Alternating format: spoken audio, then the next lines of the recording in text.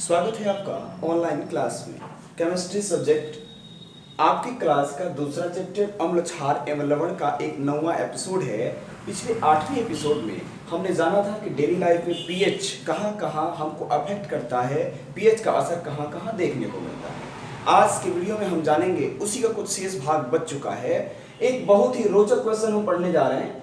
Heading तो है कि पशुओं और पौधों द्वारा उत्पन्न अम्ल से क्या प्रभाव होता है, कहाँ का अम्ल उत्पन्न करते हैं पौधे और पशु। तो आपके नाम सामने कुछ नाम दिए गए, लाल चींटी, बिरनी, मधुमक्खी, बिच्छू, बूटी। इसको तो अगर छोड़ दें तो कम से कम इन तीनों चीजों को आप भली भांति जानते हैं। इन तीनों पशुओं को कहिए, जानवर कहिए, कीट कहिए, इन चीजों को आप जानते हैं कि ये जहाँ काट लेते हैं वहां पे दर्द और जलन होता है, बहुत तेज दर्द होता है। कारण क्या है, क्यों जलन होता है, क्यों दर्द होता है। तो जब ये लाल चींटी, बिरनी या मधुमक्खी जब आपको काटती है ना, तो वो अपने काटने के साथ साथ मेथेनोइक अम्ल छोड़ती है। मेथेनोइक अम्ल छोड़ती है जो एक प्रबल अम्ल होता है, और ये अम्ल जाकर के आपके खून के साथ कार्बन मोनोऑक्साइड बनाता है। डाई नहीं, मोनो। खून के साथ यही मेथेनोइक अम्ल मिल करके कार्बन मोनोऑक्साइड बनाता है, और उसी कार्बन मोनोऑक्साइड के कारण जहां काटी होती है लाल चींटी, बिरनी या मधुमक्खी, आपको दर्द होता है। तो अगर क्यों दर्द होता है ये क्वेश्चन पूछा जाए कि लाल चींटी, बिरनी या मधुमक्खी काटने से दर्द क्यों होता है, आप आंसर लिखेंगे कि जब लाल चींटी, बिरनी या मधुमक्खी जब हमें कहीं काटती है तो वो अपने डंक के द्वारा हमारे खून में मेथेनोइक अम्ल का स्राव करती है, छोड़ देती है। मेथेनोइक अम्ल हमारे खून में छोड़ देती है, और वो मेथेनोइक अम्ल जब हमारे खून के साथ मिलता है ना, हमारे रक्त के साथ मिलता है, तो वहां पे पैदा करता है कार्बन मोनोऑक्साइड, और यही कार्बन मोनोऑक्साइड हमें दर्द या जलन का अनुभव कराता है। बचाव कैसे करेंगे, तो लोग आम तरीके से क्या करते हैं कि बेकिंग सोडा से बेहतर तरीका है। क्षार अगर कहा जाए कि आपके घर में क्या है, दो ही चीजें, धोन सोडा और बेकिंग सोडा, कपड़ा धोने वाला, और ये हो गया खावा सोडा, जिसको हम तुम पकवान में यूज करते हैं। तो जहां काटा गया है वहां पे अगर इसका यूज करें, क्षार का, किसी भी क्षार का, या खावा सोडा हो जाए, खाने वाला सोडा हो जाए, या कोई क्षार हो जाए, तो इसके दर्द एवं जलन से छुटकारा मिल जाता है, क्योंकि उसने छोड़ा है अम्ल। हम डाल देंगे क्षार, अम्ल क्या करेगा, क्षार को मार देगा, कहानी खत्म हो जाएगी, दर्द एवं जलन खत्म हो जाएगा। ये तीनों जंतु में आ गए। एक पेड़ भी है, बिच्छू बूटी, उसका नाम एक और होता है उरकुस्सी।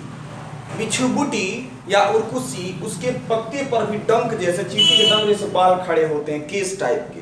अगर उसको छू दीजिएगा ना, उसको छू दीजिएगा, तुरंत जितना तेज दर्द इससे लाल चींटी, बिरनी या मधुमक्खी के काटने से होता है, ठीक उतना ही दर्द इस बिच्छू बूटी के पत्ती को छूने से होगा।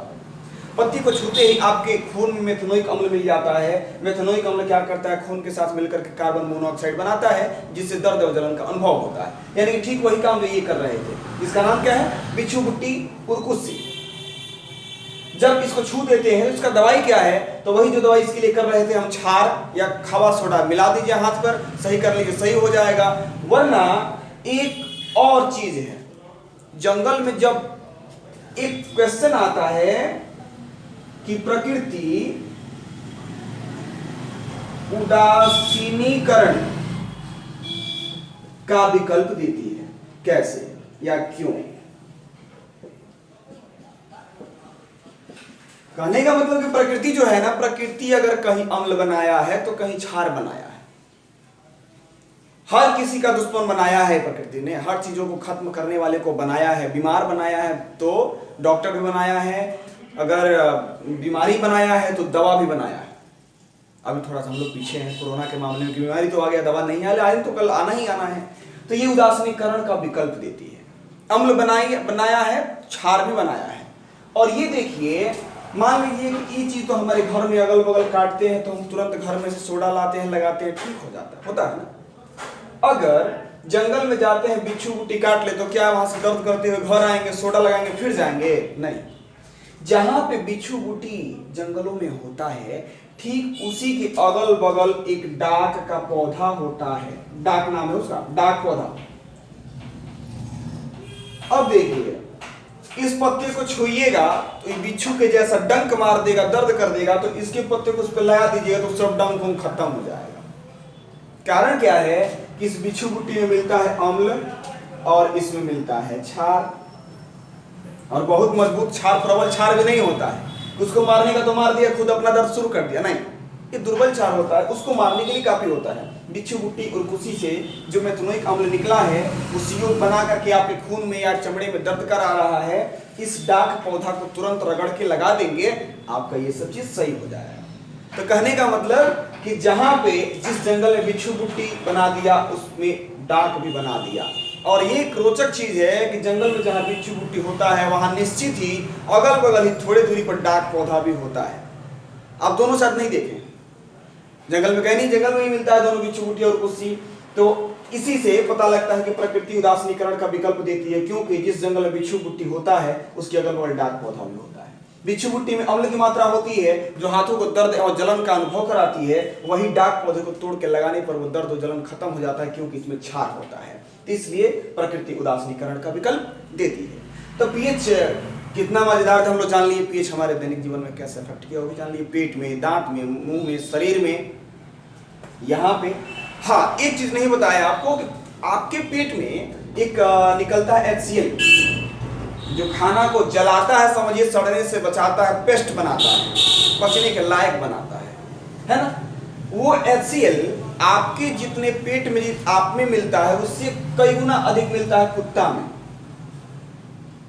अब आप कहिएगा सर पता कैसे लगा लिए कुत्ता में मिलता है HCl ज्यादा, हमें मिलता है कम? पीएच वो स्केल डाल के पता नहीं लगाए, लोगों ने पता लगाया है, लेकिन ये चीज तो सामने दिखता है कि उसके अंदर पीएच मान अधिक मिलता है। कैसे? आप कच्चा मांस खा के नहीं पचा सकते। HCl का काम क्या होता है? उसको जला के पेस्ट बना दे, पचाने के लायक बना दे। आप कच्चा मांस नहीं खा पाइए, वो कच्चा मांस तो छोड़िए, कच्चा हड्डी भी चबा लेता है और पचा लेता है, कारण कि उसके पेट में HCl बहुत ज्यादा मिलता है। और वो HCl क्या करता है कि उस हड्डी को पचा देता है, कच्चे हड्डी को भी, कच्चे मांस को भी। इससे हमें जानकारी मिलती है कि हमारे पेट में जितना HCl मिलता है उससे कई गुना HCl कहाँ मिलता है? कुत्ते के पेट में। आगे हम बढ़ते हैं। हमारा अगला पॉइंट होगा लवण के परिवार। हमने पिछले एपिसोड में, चूंकि हमारा पीएच छूटा हुआ तो पढ़ रहे थे, पिछले एपिसोड में हम लोग लवण स्टार्ट कर चुके थे, इसके पिछले वाले यानी कि 7वें एपिसोड में। और लवण के बारे में बहुत कुछ पढ़ा भी था कि लवण के नाम कैसे लिखेंगे, लवण बनता कैसे है। तो उसमें देखा था कि कई तरीकों से लवण बनाया जा सकता है। अम्ल क्षार अभिक्रिया करके बनाते हैं, धातु ऑक्साइड क्षार के साथ, या धातु ऑक्साइड अम्ल के साथ और धातु ऑक्साइड क्षार के साथ अभिक्रिया करके भी लवण बनाते हैं। लवण का परिवार एक होता है, उसको समझिए, 2 पार्ट से मिलकर बना होता है लवण ना। धनायन भी होते हैं, ऋणायन भी होते हैं, पॉजिटिव वाले भी होते हैं और नेगेटिव वाले भी होते हैं, उन्हीं दोनों को मिलकर बनता है। 2 पार्ट होते हैं। पहला पार्ट देखिए, सोडियम है, क्लोराइड है, सोडियम है, सल्फेट है, सोडियम है, क्लोराइड है, पोटेशियम है, क्लोराइड है। 2 पार्ट मिलकर, दोनों पार्ट में से 2 लवण आपको दिया जाए और दोनों लवणों में ऐसा दिखे कि शुरुआती पार्ट या अंतिम पार्ट मिल रहा है, तो एक परिवार के होंगे। शुरुआती पार्ट या अंतिम पार्ट मिल रहा है, जैसे यहाँ पे NaCl लिखा गया है, यहाँ पे Na2SO4 लिखा गया है, इसमें भी सोडियम, इसमें भी सोडियम, दोनों का सोडियम एक जैसा है, शुरुआत सोडियम से हो रहा है, धनायन इसका सोडियम है, तो देख रहे हैं सोडियम क्लोराइड, सोडियम सल्फेट, तो ये दोनों एक परिवार के होंगे, उस परिवार का नाम क्या होगा? सोडियम लवण। आगे बढ़ते हैं, यहाँ पे देखिए, अब शुरुआत नहीं मिल रहा, अंत मिल रहा है, NaCl KCl, इसमें भी क्लोराइड और इसमें भी क्लोराइड, देख रहे हैं ना, दोनों में क्लोराइड है, इसलिए कहेंगे कि दोनों क्लोराइड परिवार का है, क्लोराइड लवण परिवार का है। आगे कुछ और नाम दिए गए हैं, K2SO4, CSO4, NgSO4, CuSO4, Na2SO4, potassium sulphate, calcium sulphate, magnesium sulphate, copper sulphate, sodium sulphate, सब में सल्फेट आ रहा है, तो इस सबको कहेंगे कि सब एक परिवार के हैं, उस परिवार का नाम क्या है? सल्फेट लवण परिवार। यहाँ बढ़ते हैं, NO3 अगर होगा, 2 अगर लवण है, दोनों में NO3 है तो कहेंगे नाइट्रेट लवण है, दोनों में CO3 है तो कहेंगे कार्बोनेट लवण है। तो मतलब समझ रहे हैं ना, 2 पार्ट से मिलकर लवण बने होते हैं। दोनों पार्ट में से अगर शुरुआती या अंतिम कोई पार्ट अगर आपस में मिल रहा है, उसको एक परिवार का कहेंगे। उस परिवार का नाम उसी पे डिपेंड करेगा, मिलने वाले पार्ट के बराबर, मिलने उस पर। सोडियम मिल रहा है तो सोडियम लवण के परिवार है। क्लोरीन यानी कि क्लोराइड मिल रहा है, लास्ट वाले को क्लोरीन नहीं कहते हैं, क्लोराइड कहते हैं, तो क्लोराइड लवण परिवार का है। सल्फेट लवण परिवार का है, ये नाइट्रेट लवण परिवार का है, ये कार्बोनेट लवण परिवार का है। तो लवण परिवार को हमें लगता है कि आप भली भांति समझ गए होंगे। इसमें भी कहीं अगर दिक्कत आ रही है तो आप मैसेज तो आप बहुत लोग कर भी रहे हैं, अच्छा लग रहा है कि बहुत लोग मैसेज भी कर रहे हैं, बहुत लोग कमेंट भी कर रहे हैं, आप वहाँ भी कमेंट कीजिए। कमेंट नहीं हो पा रहा है तो आज हमसे भी मैसेज करके डायरेक्टली पूछ सकते हैं, अगले वीडियो में ज़रूर आपको बताया जाएगा। अब हम नेक्स्ट पॉइंट पे बात करेंगे बोर्ड पे बहुत कुछ लिखा गया है, उस पर आप ध्यान न दीजिए, आवाज़ को सुनिए और आवाज़ से उस लेटर को मैच कराइए, तब समझ में अच्छा आएगा। हेडिंग है आपका लवणों की प्रकृति, nature of acid, nature of salt, गलती लिखा गया है, नेचर ऑफ साल्ट। हमने पहले बताया था कि अम्ल जब क्षार से टकराता है तो लवण बनता है। अम्ल की प्रकृति अम्लीय, क्षार की प्रकृति क्षारीय, और लवण की प्रकृति जो होती है उदासीन, यानी कि न अम्लीय होती है और न ही क्षारीय होती है। लिटमस पत्र की बात किए थे तो कहे थे कि अम्ल नीला को लाल कर देगा, क्षार लाल को नीला कर देगा, और जब लवण जाएगा तो कोई प्रभाव नहीं डालेगा। सही। आगे बताए थे कि अम्ल का पीएच मान 7 से कम होता है, क्षार का पीएच मान 7 से अधिक होता है और लवण का पीएच मान 7 होता है। लेकिन जब लवण का विस्तृत जानकारी जानना हम आरंभ किए तो आगे क्या मिल रहा है कि लवण हमेशा उदासीन नहीं होता है। लवण हमेशा उदासीन नहीं होता है। लवण होता कैसे भाई? लवण उदासीन होता है, इसमें कोई दो राय नहीं, लेकिन हमेशा नहीं। लवण उदासीन होता है लेकिन हमेशा नहीं। कब उदासीन होता है उस पर ध्यान दीजिए। लवण उदासीन तभी होगा, पहले बनेगा कब? जब अम्ल क्षार टकराएगा तब। तो जब अम्ल भी प्रबल हो, क्षार भी प्रबल हो तो लवण हो जाएगा उदासीन। मजबूत आदमी मजबूत को मारेगा तो खत्म करेगा ना जी। अब मजबूत आदमी कमजोर से मारामारी करेगा तो मजबूत जिंदा बचेगा, कमजोर वाला मर जाएगा। तो अगर मजबूत अम्ल मजबूत क्षार को टक्कर देता है तो लवण उदासीन होता है, किसी का पावर रह नहीं जाता है। जब लवण उदासीन होगा तो पीएच मान 7 होगा। जब पीएच मान 7 होगा तो ना ही लाल पे और ना ही नीलाल पे कोई भी किसी पे कोई प्रभाव नहीं डालेगा। एक स्टेप आगे बढ़ते हैं। जब अम्ल प्रबल हो, अम्ल मजबूत हो लेकिन क्षार कमजोर हो, मारामारी सही में होगा, लेकिन क्षार तो दुर्बल है, मर जाएगा। अम्ल थोड़ा थोड़ा बच जाएगा, घायल होगा लेकिन बचेगा। इसीलिए जब अम्ल बनता, लवण बनता है ना, तो लवण उदासीन अब नहीं होता है, उसमें अम्ल का प्रभाव आ जाता है, क्योंकि अम्ल जिंदा बचा है भाई।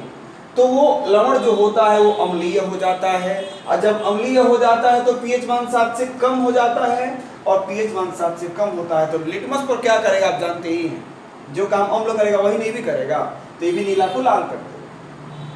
थर्ड स्टेप देखिए, जब अम्ल दुर्बल हो और क्षार प्रबल हो, क्षार मजबूत और अम्ल दुर्बल कमजोर हो, जब मारामारी होगा तो लवण बनेगा, ये निश्चित है। लेकिन उस लवण की प्रकृति क्या होगी? क्षारीय होगी, क्योंकि इस समय क्षार मजबूत था।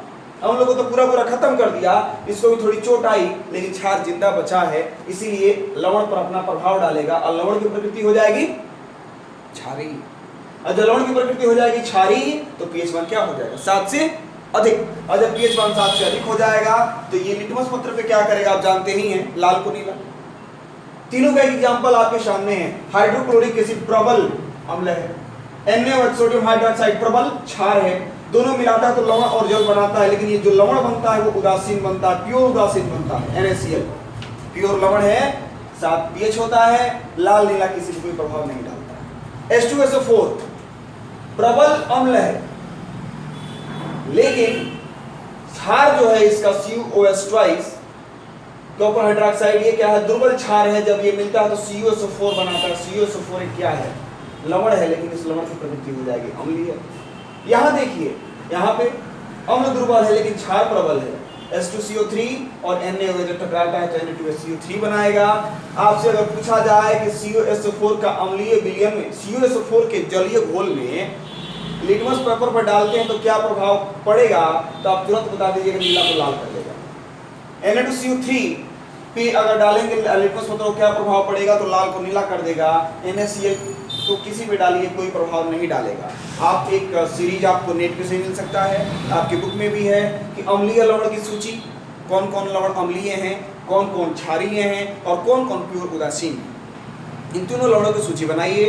आप हमें मैसेज कर सकते हैं तो मैसेज कीजिए, वरना आप खुद पढ़िए और देखिए वीडियो को ज़रूर, और जो परेशानी हो हमें बताइए। अगले वीडियो में आपसे फिर बात होगी और आपकी परेशानियों को सॉल्व किया जाएगा। आज के लिए बस इतना ही। Thank you.